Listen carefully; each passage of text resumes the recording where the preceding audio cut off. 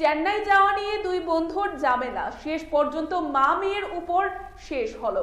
ঘটনা বিশালগড় ব্লক সংলগ্ন এলাকায়। জানা গেছে ওই এলাকার চিরঞ্জিত দেব ও সরকারি চাকরিজীবী মিনতি দাসের ছেলে কৃষ্ণকান্ত দাস দুজন চেন্নাই থাকতো। 6 মাস আগে চিরঞ্জিত বাড়িতে আসেন এবং পুনরায় চিরঞ্জিতের মা তাকে চেন্নাই যাওয়ার প্রস্তাব দেন। সেই মোতাবেক তার বন্ধু কৃষ্ণকান্তের কাছে ট্রেনের টিকিট কাটার জন্য টাকা দেন। অনেকদিন ধরে নাকি টিকিট আর দিচ্ছে না কৃষ্ণকান্ত, তাই শনিবার সন্ধ্যায় চিরঞ্জিত কৃষ্ণকান্তের বাড়িতে গিয়ে গালিগালাজ শুরু করেন।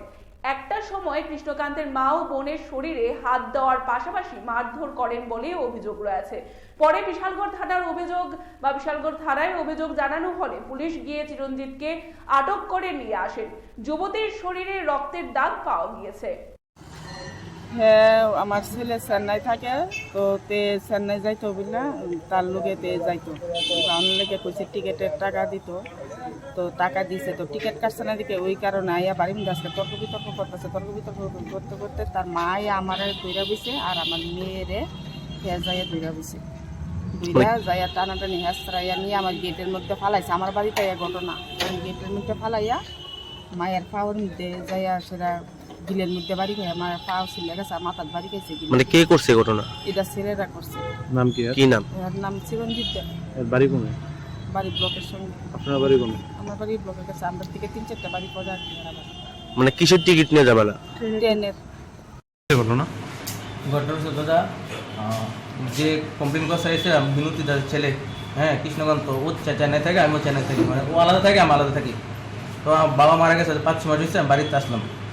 তো ওর মাকে বলছে আজকে 1 সপ্তাহ আগে 2 দিন ধরে কিরে রেখা তো ছেলেরা পাঠাবি না, আমাকে তো যাইব। তো মা আমার 2 দিন ধরে কইতেছে, আমি কিছু না মা যাইতাম না, তো অন্যরকম ফুলাবেন, আমি যাইতাম না। মা প্রতি যাই গিয়া তখন হেন কিছু আলগো যাই গিয়া।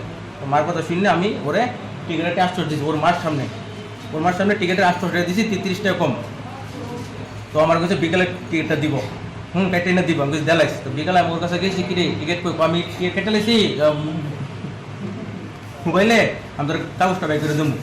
তো এই দিনে দিছে না, পরের দিন আবার আমি আরেকখানে যাবো আমার বোনের বাড়ি। তো ওরা কইছি যে কাগজটা কই, কইছি আমি আবার দেবো বিকেলে। আমি কইছি আমার বাইক থাকতো না, তুই মারে জ্বালাইছি। Report Tripura news 8।